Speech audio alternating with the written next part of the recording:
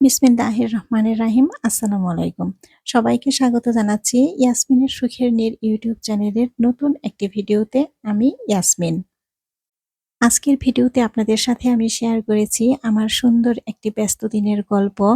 আর আমি আজকে কিন্তু ঘরের অনেক টুকিটাকি কাজ করেছি, ফ্যান ক্লিনিং করেছি, আর দুপুরবেলায় ডিমের পুরভরা বেগুনি তৈরি করেছি। তো এই ডিমের পুরভরা বেগুনির রেসিপিটি কিন্তু আমি পুরোটাই আপনাদের সাথে শেয়ার করেছি। আর ঘরে থাকা পুরনো কাপড় দিয়ে অনেক কাজের জিনিস তৈরি করেছি। তো ঘরের কাজ, রান্নাবান্না আর ছোট, ছোট সৃজনশীল মুহূর্ত দিয়ে কিন্তু আজকের ভিডিওটি সাজানো। তো আশা করছি আপনাদের কাছে ভিডিওটি ভালো লাগবে। এখন সকাল ১০টা ১০:৩০ র মতো বাজে। আমার হাসব্যান্ড তো অফিসে চলে গেছে আর ছেলেও প্রাইভেটে চলে গেছে।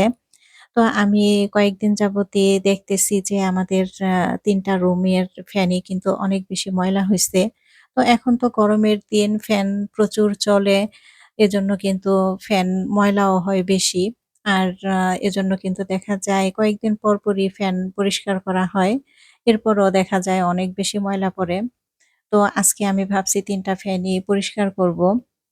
তো আমার ছেলেকে বলছিলাম যে, "বাবা তুমি একটু ফ্যানটা পরিষ্কার করে দিও।" তো ও আজ করি, কাল করি এরকম করতে, করতে কিন্তু আর করা হচ্ছে না। তো আমি ভাবলাম যে আজকে আমি করে ফেলবো। তো আমি ফ্যান পরিষ্কার করতেছি। একটা ফ্যান যখন পরিষ্কার করা হইছে তখন কিন্তু আমার ছেলে প্রাইভেট থেকে চলে আসছে। তো এসে তো পরে ও বলতেছে যে, "আম্মু তোমাকে আমি বলছি যে আমি পরিষ্কার করে দিব। তো তুমি কেন আবার করতেছ?" তো পরে আমি বললাম, "আচ্ছা ঠিক আছে আমি একটা ফ্যান পরিষ্কার করছি, সমস্যা নাই। তুমি আর ২ টা করে দিও।" তো এরপরে কিন্তু ও এসে আবার আরো ২ টা ফ্যান পরিষ্কার করে দিছে।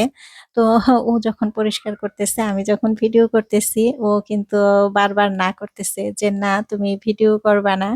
কিন্তু আমি ওকে বলতেছি যে, "না তুমি মাকে হেল্প করতেছো, ঘরের কাজে সাহায্য করতেছো। এটা আমি ভিডিও করি সমস্যা নাই।" এটা তো ভালো কাজ। আর তুমি অনেক সুন্দর করে ফ্যান পরিষ্কার করতেছ। তোমার ফ্যান পরিষ্কার করা অনেক বেশি সুন্দর হইতেছে। তো আসলে বাচ্চাদের যেকোনো কাজেই উৎসাহ দেয়া উচিত। আমি এটা বলে, বলে ওকে অনেক বেশি উৎসাহ দিতেছিলাম। আসলে ছেলে হোক, মেয়ে হোক সবারই সব কাজই শিখা উচিত। তো আমার ছেলে কিন্তু মাশাআল্লাহ আমাকে সব কাজেই হেল্প করে। তো ফ্যান পরিষ্কার করার পরে কিন্তু অনেক ময়লা নিচে পড়ছে। আর আমি কিন্তু আজকে খাটের নিচটাও একটু ঝাড়ু দিয়ে নিছি।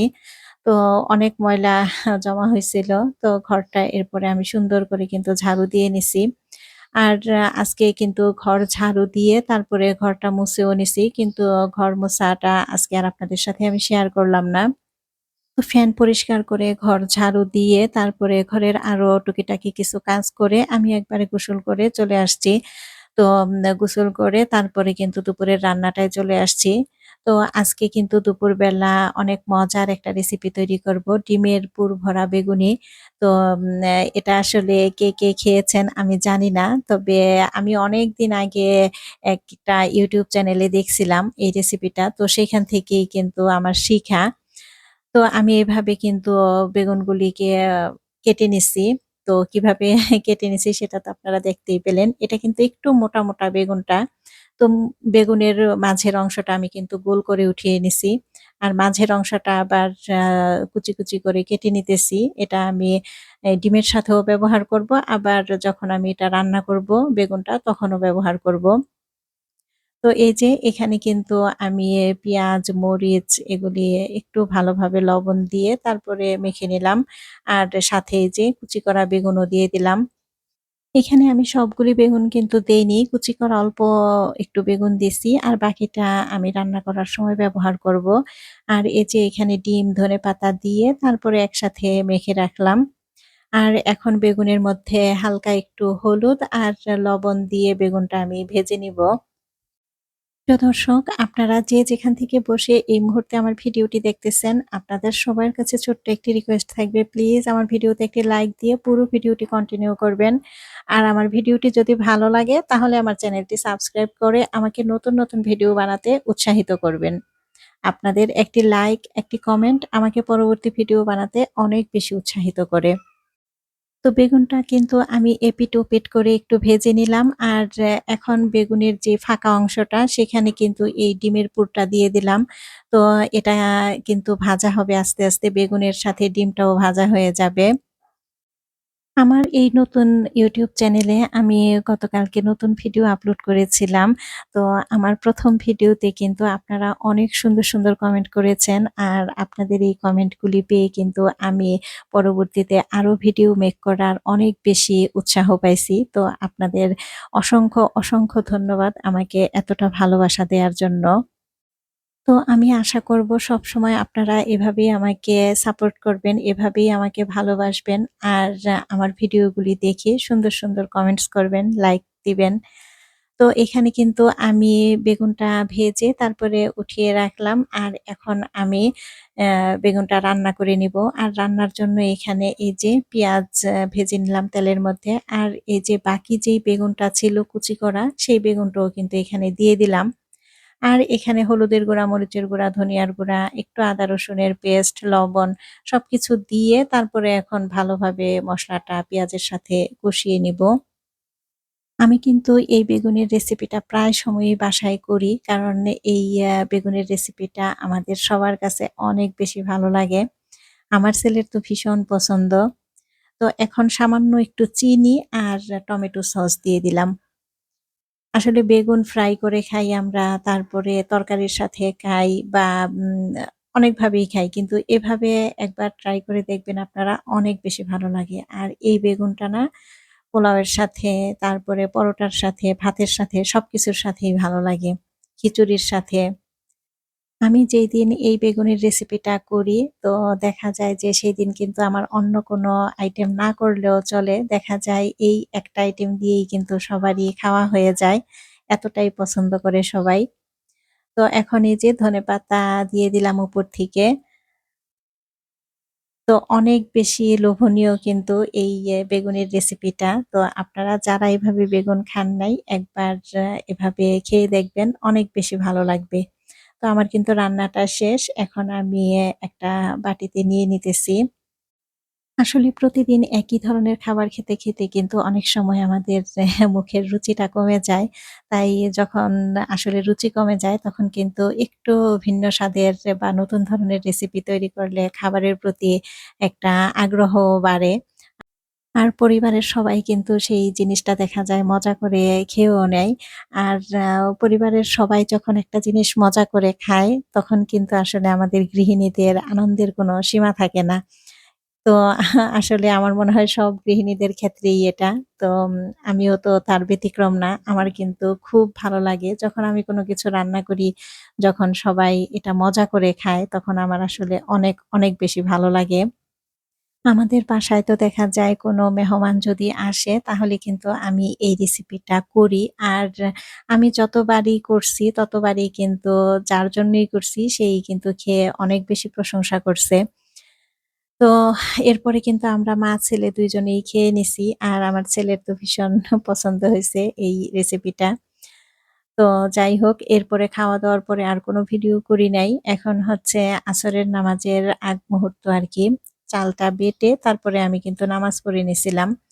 তো এখানে অল্প করেই একটু চাল ভিজাইছিলাম। আমি ইচ্ছা আছে সিট পিঠা বানাবো। গরুর মাংস তো এখন ঘরে আছে। তো ভাবছি একদিন সিট পিঠা আর গরুর মাংস করব। তো এজন্য আগে একটু চাল বেটে রাখলাম। তো অল্প করেই কিন্তু একটু চাল বেটে নিছি। এখন তো আসলে ভাঙানো চালের গুঁড়ি দিয়েই আমরা সবকিছু করি। তো আমি ভাবলাম যে সিট পিঠার মধ্যে অল্প একটু চাল যদি বেটে দেই তাহলে পিঠাটা সুন্দর হবে। এই কারণে একটু চাল বেটে রাখলাম। আর এইখানে এই যে পিঠাগুলি, এইগুলি কিন্তু সিরিঞ্জ পিঠা। তো এই পিঠাগুলি না আমি রোজার ঈদের সময় অনলাইনে অর্ডার দিয়ে পরে নিয়ে আসছিলাম।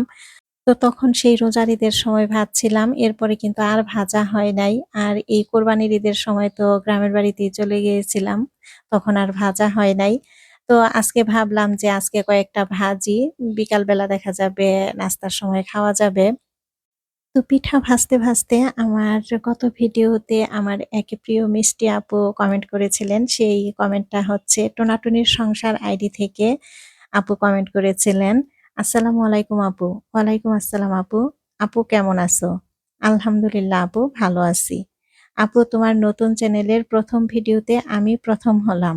আপু, লাইক এবং ভালোবাসা দিয়ে শুরু করলাম। ইনশাল্লাহ পুরো ভিডিওর সাথে আছি। আপু, অনেক অনেক দোয়া আর ভালোবাসা রইলো তোমার জন্য। ইনশাল্লাহ অনেক বড় হবে তুমি।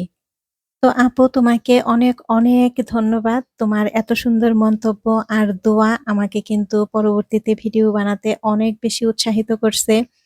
তো আলহামদুলিল্লাহ, তোমাদের এরকম ভালোবাসা আর সমর্থন যদি থাকে তাহলে ইনশাল্লাহ আরো অনেক ভালো কিছু করার চেষ্টা করব আমি।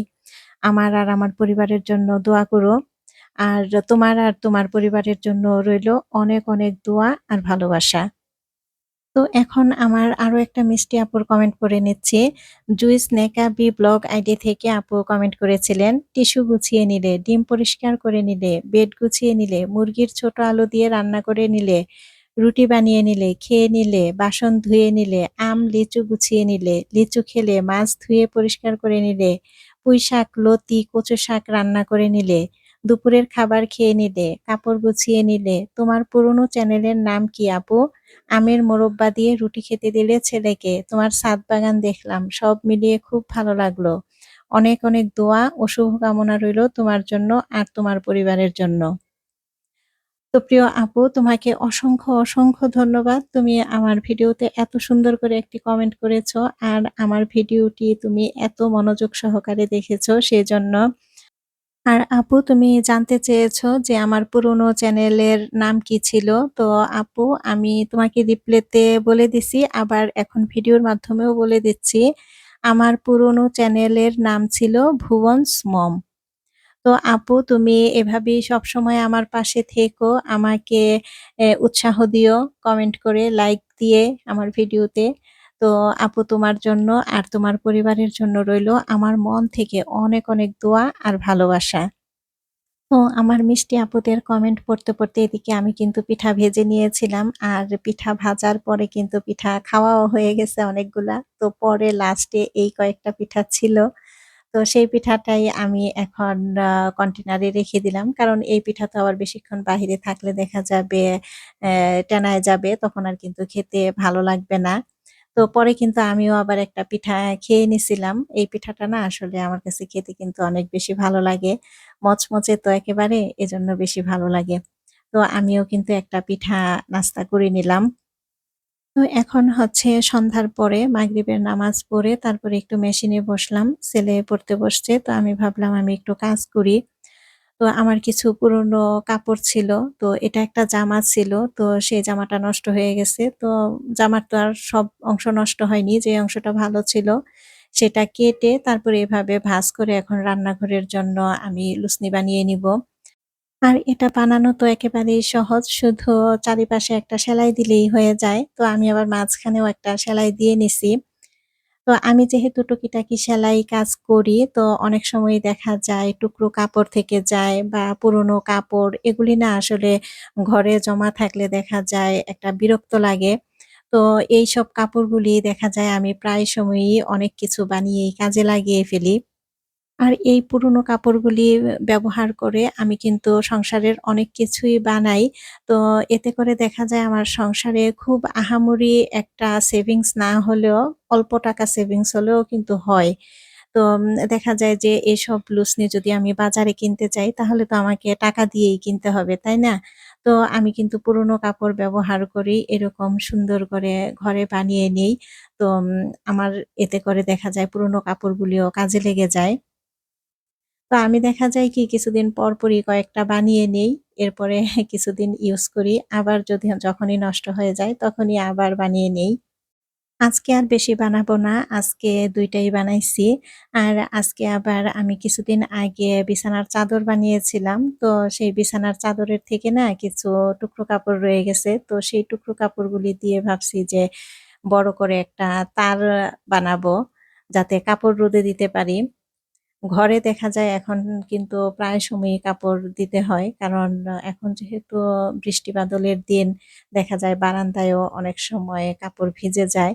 তো তখন কিন্তু দেখা যায় ঘরের মধ্যে তার টানিয়ে তারপরে কাপড় রোদে দিতে হয়। তো ভাবলাম যে যেহেতু এই কাপড়টা আছে আমি বড় করে একটা তার বানিয়ে নিই। এতে করে দেখা যাবে ঘরে আমি অ্যা রোদে দিতে পারবো কাপড়। আর আমার এই টুকরো কাপড়টাও কাজে লেগে গেল। তো আজকের ভিডিওটি এখানেই শেষ করব। তো পরবর্তী ভিডিও দেখার আমন্ত্রণ জানাচ্ছি। আশা করছি সে পর্যন্ত আপনারা সবাই ভালো থাকবেন, সুস্থ থাকবেন। আল্লাহ হাফেজ। আসসালামু আলাইকুম।